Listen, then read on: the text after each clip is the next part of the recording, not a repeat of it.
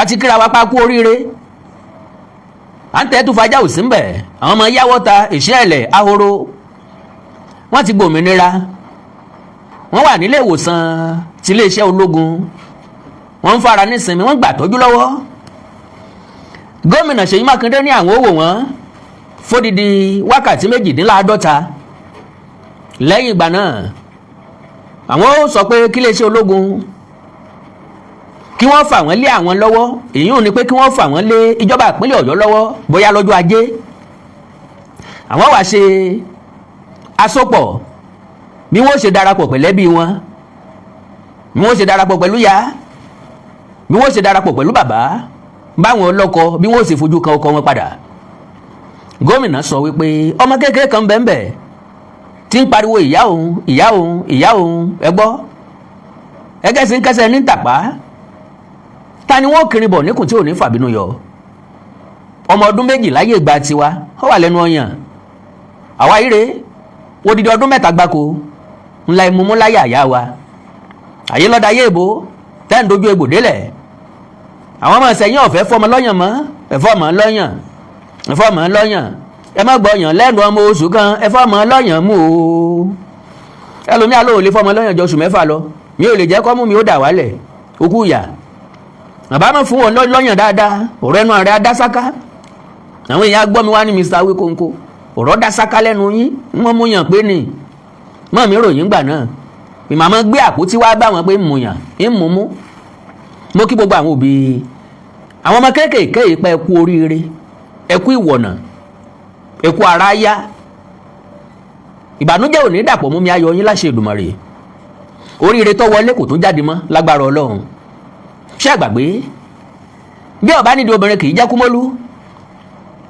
àwọn gbólóhùn bíi mélòó kan bẹ tá a fẹ́ béèrè lọ́wọ́ gómìnà ìpínlẹ̀ Ọ̀yọ́ onímọ̀ ẹ̀rọ Seyi Makinde lóòótọ́ lánàá ńgbà tí àwọn akin ọmọ iléeṣẹ́ ológun wà nínú igbó wọ́n ní gómìnà bọ̀rọ̀ campaign lọ Bauchi ìyá ń ronú ọmọ ń roka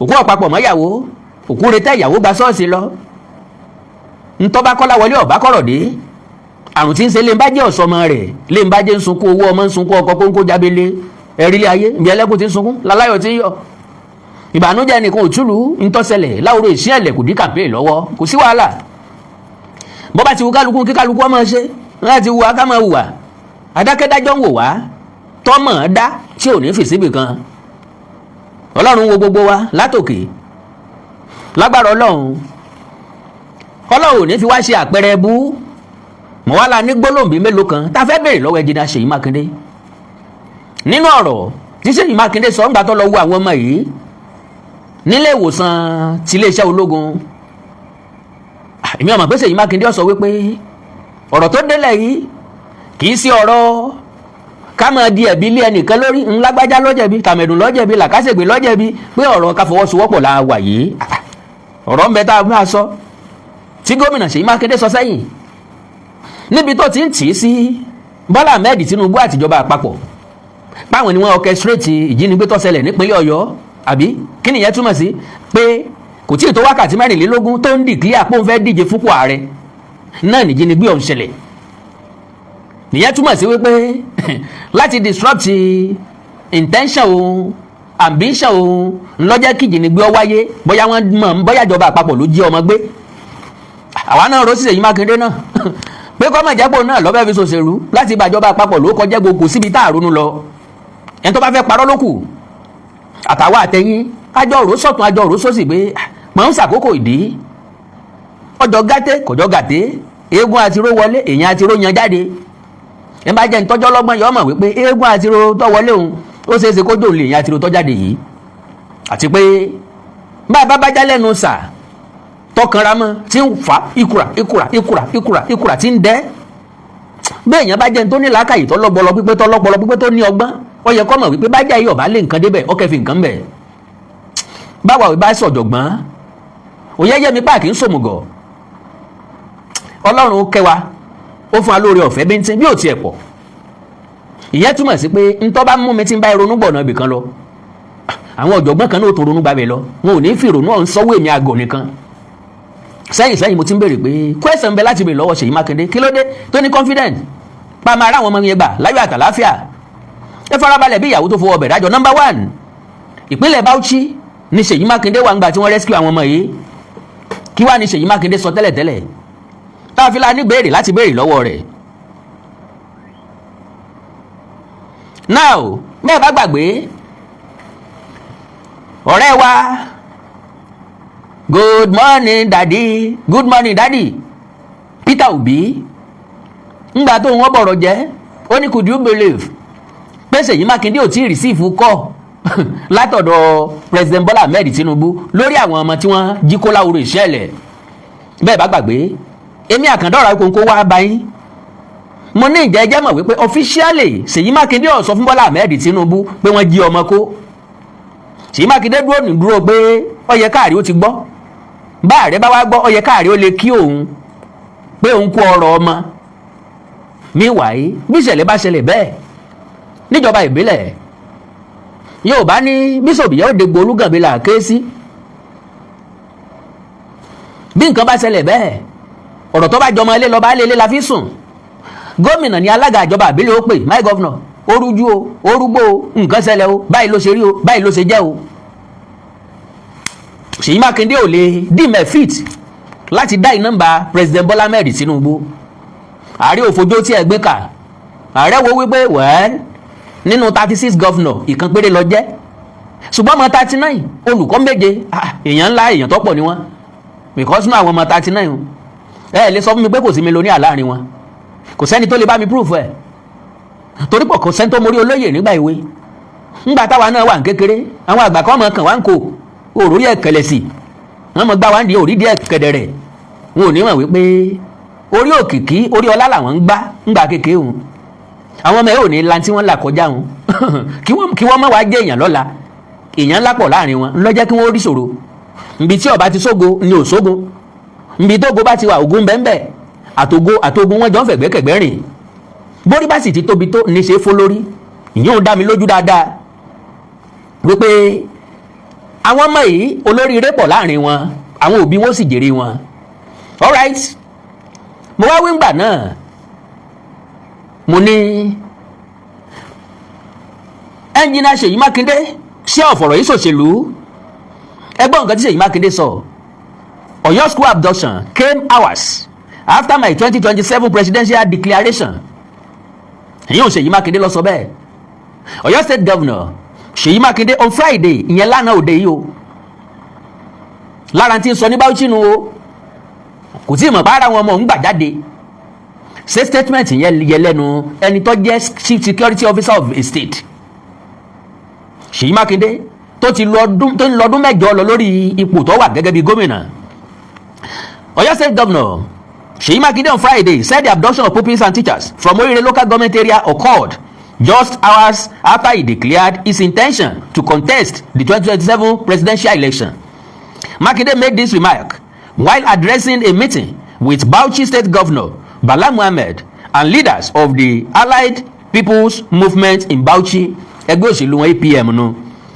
Recalling that Oyo had not recorded a similar incident during his 7 years in office before the May 15 attack. Ntí Seyi Makinde ń gbìyànjú àti sọ ǹgbé láti ẹjọ́ tó ń ti wà lórí àlééfà o irú ìṣẹ̀lẹ̀ bẹ́ẹ̀ ò ṣẹlẹ̀ rí ìlọ́adé tọ́jà pé ó ń kéde interest òun bó ń fẹ́ dupò ààrẹ ní wàhálà wa wọlé wẹ́rẹ́ wọ́n fẹ́ fi kíní implicate òun ni ẹ wòlé ayé báyìí agbọ́nsẹ́ oyínsẹ́ sójú olóko déédéé wú lásán ni àwọn kan rò wípé ìjọba àpapọ̀ fẹ́ fi bókọ Seyi Makinde jẹ́ àwa kan rò wípé Seyi Makinde fẹ́ fi bókọ ìjọba àpapọ̀ jẹ́ èmi ò sínú ẹni tí ó torí babẹ́ agbádá láti sọ̀rọ̀ tàbí tí wọ́n sọ̀rọ̀ tí wọ́n pè ń wò wí bẹ́ẹ̀ mọ́ èrò ọkàn wa ni gẹ́gẹ́ bí èèyàn ẹlẹ́ran ara ìwọ náà rò bẹ́ẹ̀ bọ́ọ̀ bá dẹ̀ lè rò bẹ́ẹ̀ Ọlọ́run kẹ́ ọ. So he said, and I quote, "For 7 years we didn't witness anything like this in Oyo State. I declare ó dùn mí ní tètè extract fídíò yẹn jáde òun gangan ní bá play. I didn't witness anything like this in Oyo State. Máa padà lónú program mi. I declared to run for presidency of Nigeria at 4 o'clock and by 9 a.m. the following morning the children were abducted." My lovely brothers and sisters, ǹjẹ́ ọ̀rọ̀ yìí yẹ kó jáde lẹ́nu gómìnà ìpínlẹ̀ chief security officer inú state kan? Alright, Hours after Seyi Makinde's remark in Bauchi, the presidency announced that all the victims had been rescued after spending 56 days in captivity. The presidency said the victims were freed during a joint operation involving the military, the Department of State Services, and the police, with 8 suspected Ajinigbe arrested and others neutralized. According to the presidency, 8 suspected kidnappers were arrested and are currently in DSS custody, while several others were neutralized during the operation. Oyo avoided quick fix approach with bandits in release of the abducted puppies. Commissioner Losobe, the presidency, also said there was no negotiation or exchange to secure the victims' release, despite the abductors' demand for the release of one of their detained kingpins, who is currently facing prosecution. Following the rescue, Makinde expressed relief and thanked the president, the military, the police, the DSS, and other security agencies for securing the victims' freedom. Kí ni ó ń gbìyànjú àti sọ? Ó ń ṣe mí, ó ń gbà mí, á ṣe dúpẹ́ lọ́wọ́ ẹni tí ń ṣe ni tí ń gbani. Ìwọ náà ló ní ọ̀sẹ̀lẹ̀ rí ìgbà tó sọ pé ó fẹ́ jẹ pírẹsidẹ́ǹtì ńlọ́wáyé èdè wa lédè tó tún wá ń kí wọn pé wọ́n kú iṣẹ́ takuntakun. Okay o, the governor described the rescue as a big relief ntọ́sọnu, but at least ara ọ̀yà gágá díẹ̀ ẹrù ó kò lórí òun díẹ̀ for the families of the victims and the people of Oyo State. No, for you as a governor, the chief security officer of a state, torí díẹ̀ ntàlàbánú apẹ́ ẹ̀dún kékeré ntọ́dọ́ wa. Ìwọ náà láàmú pè, wọ́n láàmú pariwo, lọ́wọ́ láàmú ké sí lójó lẹ́rùn. Gomina kíni tí ń pẹ́ ju ẹ bá wa yọ̀ǹda àwọn ọmọ yìí a ti ń pariwo tẹ́lẹ̀ náà. Tinubu also commended the security agencies for rescuing the victims without collateral damage and directed emergency agencies to work with Oyo State government to provide medical care and other support for the rescue pupils and teachers. Gẹ́gẹ́ bí ààrẹ rẹ̀ gẹ́gẹ́ bí àgbàlagbà, àwọn gangan bẹ tá a gbọ́dọ̀ gbàgbé ẹni gbàgbọ́ tíjà rẹ̀ já ṣe tiwa fọ́lọ́hún. Ẹ̀yin tọ́rọ̀ kàn, ẹ̀yin tẹ́ wà nígbànú tọ́jú ẹ kọ́kọ́ handle àwọn ọmọ yìí, ẹ bá wa tọ́jú wọn, ẹ fún therapy. Àwọn èèyàn kan ti sọ pé those children need therapy, nǹkan wọ́n need ju therapy lọ o, they need more than therapy, wọ́n need ìtọ́jú tó péye. Ẹ sì bá wa fún ọ ní ìtọ́ dáa tí wọ́n ó lè táwọn ọmọ ó fi máa rántí lọ́jọ́ ọ̀la. Ẹ má kàn dá wọn padà fóbi wọn lásán, eléyìí ni ó dùn wá táwọn tún padà wá sọ̀rọ̀ lé lórí. Makinde formally declared his intention to contest the 2027 presidential election on May 14 at a joint rally of the People's Democratic Party and the Allied People Movement in Ibadan, where he announced his ambition. He absolutely emerged as the presidential candidate of the Allied People's Movement at the party's primary later that month, after running as its consensus candidate. It's big relief. Okay, now ẹ̀yà gbọ́rọ̀ Makinde o. Governor Seyi Makinde of Oyo State has described the release of abducted persons in the state as a big relief, saying the state government and the families had waited 57 days for their freedom. In a telephone interview with ilé-iṣẹ́ television kan here on lónìí, Makinde thanked service commanders, the Nigeria Police, the Department of the State Services, the military, and the Federal High Command for their roles in securing the release. He also expressed appreciation to President Bola Tinubu for what he described as sustained prayer that helped bring the matter to a resolution. He said, and I quote, "Thank you so much. It is such a big relief for all of us and for those waiting for these past 57 days. I think it's a big relief for all of us, and we use the opportunity to say thank you to our service commanders, the Nigeria Police, the DSS, the military, and the High Command, and of course the President, for pushing really hard to have this thing done." Makinde said he was overjoyed by the development, but noted that he would speak further once he had gathered his thoughts. Makinde also thanked the media for keeping the momentum in keeping all stakeholders on their toes until the victims were released. Àwa náà kíra wa pa kú oríire tàwọn ọmọ wa tó padà now. Okay, ọ̀rọ̀ mẹ́mbẹ́ o. Now, bóyá kí n kọ́kọ́ play ọ̀rọ̀ Seyi Makinde ká tó wá treat ọ̀rọ̀ Peter Obi tó ní, can you imagine presidency ò tí ì pe Seyi Makinde, Yorùbá ní bókè ọ̀bá lọ bá mọ̀ fún rẹ̀ rí bókè. Èèyàn méjì ò kì í jẹ̀bi kíkí. Bọ́ bá ní lágbájá ò kí mi tàbí tàbẹ̀dù ò kí mi, wọ́n á ní kí ló dé tí wọn náà kọ́kọ́ kí. bí ọba kọ́kọ́ kí ọ tí wọ́n bá kọ́kọ́ kí kò sí ní tó burú ń bẹ̀ káró sọ ọmọdé káró dì má sọ kídi ọmọ ti gbófo sèfínì wọn ìjìjà kíkí. now ẹ máa gbọ́ o after the Oriire rescue is Seyi Makinde still waiting for the presidential phone call. Seyi Ọládẹ̀jọ ọlọ́kọ́ Lagos APC chieftain ọ̀rọ̀ kì í bẹ̀ ló jẹ́ kí n mú wá kò sọ̀rọ̀ tí mo mú wá tí ò ní túmọ̀.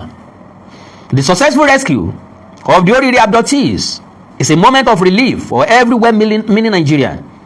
We rejoice with the parents, families and the people of Oyo State whose prayer have finally been answered.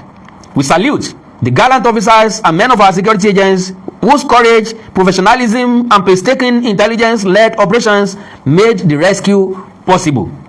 But beyond the celebration lies a political question that Governor Seyi Makinde owes Nigerians to answer. Béèrè tí mo wá béèrè lọ Seyi Makinde rèé. Because nígbà tí mo sọ bẹ́ẹ̀ ń jó ní comment section ẹnìkan ti sáré ta sí mi, Mr. Wikogo, why you talking like a kid? Tí ò bá tí federal government ò bá wà aware ta ló ń correct ta ló ń control àwọn ọlọ́pàá ta ló ń control sọ́jà, that means president wà aware nìyẹn. Mo ní president wà aware ó yàtọ̀ sí wípé wọ́n inform presidency formally. Òkú tí ìṣẹ́tẹ́ ní ọjọ́ tọ̀fọ̀ iṣẹ́ tí wọ́n bá bẹni sí tó ń ti yìn ní rìn èyí tí wọn ò pe ní síta jẹ́ tó ń ti yà ní rìn kọ́ọ̀sì dìmáàndì kí Seyi Makinde ó kí fóònù mọ́lẹ̀ hello sir my president ìṣẹ̀lẹ̀ báyìí la mọ̀ rí nípínlẹ̀ Ọ̀yọ́ o ẹ dákun o ẹ gbà wá o ẹnbá tó nígbà náà lásán àfọ̀rọ̀ lọ ẹ gbà wá o. Ìyẹn ni pé wọ́n sọ formally bọ̀ kẹ́yìn ọkàn máa sọ ọ̀fẹ́ ṣènáwó nísìn wọ́n sọ wípé ẹ̀yẹ káwó kó gbọ́ àtúrọ̀ musa polówó lórí rédíò ó ṣe mo ti gbọ́ wọn kàn wá ní kọ́sì dìmáàndì kó pè mí ẹ ló wá wí kónkó mo fẹ́ celebrate báyìí báyìí o mo fẹ́ ṣe nǹkan báyìí báyìí o lọ́jọ́ báyìí báyìí o yóò wù mí kọ́ wà ń bẹ́ o ṣèfínì o invite mi nu bí mo ti ẹ̀ rí invitation wọ́n máa gba invitation ẹ̀ onínàwó ló pè mí o ẹ pè síta òun ló pè mí ló invite mi ń ọ̀yọ́jú náà wá o. So but beyond the celebration lies a political question that Governor Seyi Makinde owes Nigerians to answer. Is he still waiting for President Bola Ahmed Tinubu's phone call? When I said it the other time, àwọn èèyàn accuse mi bí ẹni pé mi mọ nǹkan tí mò ń ṣe kò sábà sí nǹkan tákàndá ọ̀rọ̀ Awíkókó sọ tí mi ò ní reason and purpose tí mo fi sọ tàbí tó jẹ́ pé mi nìkan ni màá wá ronú in that direction. Torí pé ìwọ lè mọ̀ wípé Ọlọ́run kẹ́ mi ní sọ́jú bá ń lọ Ọlọ́run fún mi lórí ọ̀fẹ́. God bless you. Is he still waiting for President Bola Ahmed Tinubu's phone call? At the height of the unfortunate incident, Governor Makinde chose to shift national attention from the plight of the victims to what appeared to be his disappointment that the president had not personally called him. Instead of inspiring confidence in ongoing rescue efforts, he succeeded in creating a needless media conversation around protocol and political optics. It was an unfortunate attempt to reduce governance to symbolism. Today, the Oriire victims are back home, not because of a presidential phone call, but because President Tinubu did what presidents are elected to do, to take action, to put in effort. Kì í ṣe láti make phone call tí ò necessary. I surface phone call. No, we don't expect that from our president. We need action, and it has shown just like that. Not because of a presidential phone call, but because President Tinubu did what presidents are elected to do, deploy the full weight of the Nigerian state against criminals until justice prevailed. The president understood that victims in captivities needed action, not headlines. But Seyi Makinde needed headlines. Yóò bọ́ níròyìn sọ̀rọ̀ àwa mọ̀ wípé inú gbó Old Ọ̀yọ́ National Park ni wọ́n wà a máa ráwọn ọmọ yẹn gbà padà sẹ́yìn òbí believe wa a máa gba àwọn ọmọ yẹn padà yóò ń dì wọ́n mú ó ń ọ̀gì wọn ń ṣe gbáyín sàwo at the end of the day kí ló ti di ọ̀gì ẹ̀ jáde Ọlọ́run ràn yín lọ́wọ́. While political actors obsessed over who called whom, wọn Peter Obi nu táǹpẹ́ nìkan kí ni impact Peter Obi kí ni influence ẹ̀ lórí àwọn ọmọ tọ́jáde yìí gbogbo nǹkan politics ní lọ́dọ̀ Peter Obi ìdí inú tí ò fi lè so lórí tí ò fi lè lead wa Nàìjíríà. While political actors obsessed over who called whom, security agencies were painstakingly gathering intelligence, tracking criminal networks, coordinating operations and risking their lives to bring innocent Nigerians home safely. That is leadership. The irony is difficult to ignore. Those who are busy counting missed calls, àwọn alákọ̀rí wọ́n count iye missed call, contributed little to the actual rescue, while those who said less accomplished the more. yes of course. Kí ni Peter Obi ṣe tọ́ràn wá lọ́wọ́ tó jẹ́ káwọn ọmọ ìwọ́ wálé láyọ̀ àtàláfíà? Nothing. Could you believe that Seyi Makinde has not received phone calls from the presidency? Kí ni olóhùn tẹ̀rín bí ohun ìgbére hùn? The irony is difficult to ignore. Okay, this episode once again exposes a disturbing tendency among some opposition politicians to politicize virtually every national challenge. Every tragedy becomes an opportunity for cheap political points. Every security challenge becomes an avenue to manufacture controversy against the federal government. It is not needed, and that is not a symbol of a true leadership. Unfortunately, criminals do not care about partisan affiliations. Kidnappers do not distinguish between APC and PDP. Ṣé ìgbà tí wọ́n fẹ́ káwọn ọmọ yìí ṣé wọ́n béèrè lọ́wọ́ wọn PDP mọ́mí ẹni àbí APC? They didn't. Wọ́n kàn tari àwọn ọmọ ọlọ́mọ sínú kínní wọ́n sì yìnbọn fáwọn tí wọ́n yìnbọn fún wọ́n bẹ̀rẹ̀ tí wọ́n dùn lọ́rùn wọ́n ò béèrè bóyá APC ni bá PDP ni. What they understand is the force of a determined state backed by capable security institutions and decisive leadership. That is precisely what President Bola Ahmed Tinubu provided. Without fanfare, he mobilized the nation's security architecture. Without emotional grandstanding, he allowed professionals to do their work. Bola Tinubu ọ̀sọ̀rọ̀ kò pé press conference kò ṣe nǹkan kan ó ṣiṣẹ́ rẹ̀ lọ underground. Without joining needless public exchanges. Pé mo gbọ́ tí lágbájá sọ báyìí mo gbọ́ tàmẹ̀dó sọ báyìí òní ọmọ bá ọ̀bọ Peter Obi jáwúra ní ọmọ bá ọ̀bọ rẹ̀ jẹ́ kó láíláí. Bola Tinubu ti dàgbà jù bẹ́ẹ̀ lọ lóṣèlú bàbá wọn ní màmá àtàkìtì kan forí sọlẹ̀ wàhálà lé ayé tiwọn nu. Without joining needless public exchanges, he remained focused on one objective: the safe return of the victims. The outcome indicates that approach. Governor Makinde's fixation with a presidential phone call now appears misplaced. Leadership is not validated by receiving ceremonial calls from the commander-in-chief. Leadership is demonstrated through effective collaboration with federal security agencies and reassuring anxious citizens while sensitive operations are ongoing. One would have expected that, following the successful rescue, Governor Makinde will publicly commend the president, the armed forces, the police, the Department of State Services, and every security agencies involved in the operation. Such statesmanship would have elevated public discourse above partisan politics. Instead, Nigerians are left wondering whether the politics of perceived neglect was merely a convenient distraction. The Oriire episode offers an important lesson to public office holders. In moments of national emergency, there are no APC victims or PDP victims. There are only Nigerians whose life deserve protection. There are no APC security agencies or PDP security agencies. There is only one Nigeria security architecture working daily to keep our nation safe. President Tinubu has repeatedly demonstrated that security is too serious to be subordinated to partisan calculations. His administration has consistently supported every state government irrespective of political affiliation because constitutional responsibility knows no particular color. The successful rescue at Oriire is therefore not a victory for one political party over another. It is a victory for responsible leadership over political theatrics. It is a victory for quiet efficiency over media sensationalism. It is a victory for substance over symbolism. Perhaps Governor Makinde now appreciates that the phone call Nigerians were truly waiting for was never from Aso Rock to Agodi government house. It was the life-changing phone call informing anxious parents that their children had finally regained their freedom. That call eventually came. It mattered infinitely more than any political conversation. As this dust settles, one thing is abundantly clear. History will remember who rescued the victims, not who complained about receiving or missing a phone call. In the end, results will always silence rhetorics. Gomina Seyi Makinde, are you still waiting for that phone call from Asiwaju Bola Ahmed Tinubu? Keep waiting. Látàrí ọ̀jẹ̀mọ́lẹ̀. Okay. Well, ẹja gbọ́dọ̀ lẹ́nu Gomina Seyi Makinde o. Okay, mò ń bọ̀ náà. Ẹja kọ́kọ́ gbọ́dọ̀ lẹ́nu ẹ̀ ń bí.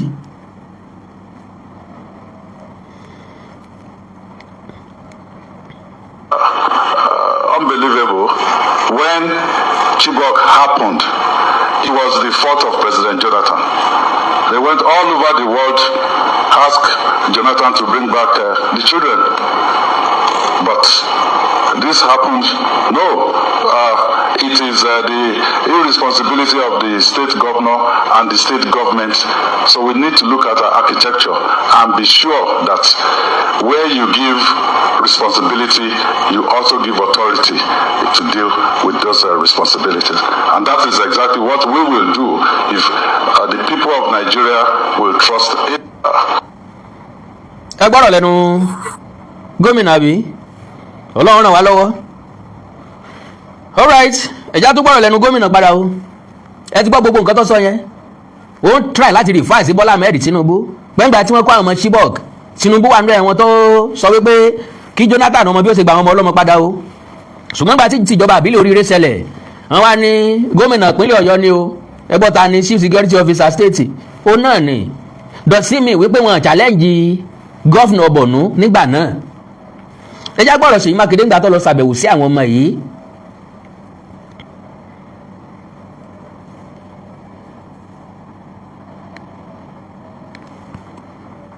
The 39 of them, also 5 of the 7 teachers. So we give glory to God and we say thank you to our troops, the officers and men. We lost some officers and part of our troops as well. So all the families that have lost loved ones in this whole process, we want to assure them that their loved ones will not have died in vain. So I'm extremely happy. You've just gone in there to interact with the children and their teachers. What did you take out? What was the state of mind? How are they feeling? We've not seen them, so you tell us what's their status at this particular time, sir. First, I can see that they were happy to be out of captivity, just like any of us. When your freedom is taken away, it's a different set of mind. But they are glad to be back. Some of them are still very frail. They have to do quite a bit of medical intervention, post-traumatic issues, to be addressed. But we have the team ready to do that. How soon are they going to be reunited with their families? With the plan right now, we'll watch them over the next 48 hours. So by Monday, we think an assessment will be done, and maybe there will be a formal transfer from the military to the state, and then we can manage the process from that point forward. But also today, we are putting logistics together to at least bring the family members to come and see them. There's a small girl in there that basically she has been asking, "Where's my mom? Where's my mom?" So at least we want the mom to be able to come and then see her. Is there another thing you think we need to know that you want to tell us, sir? The what? Your final message, Governor. Well, my final message is that, look, it's our country. All countries around the world, they do have challenges.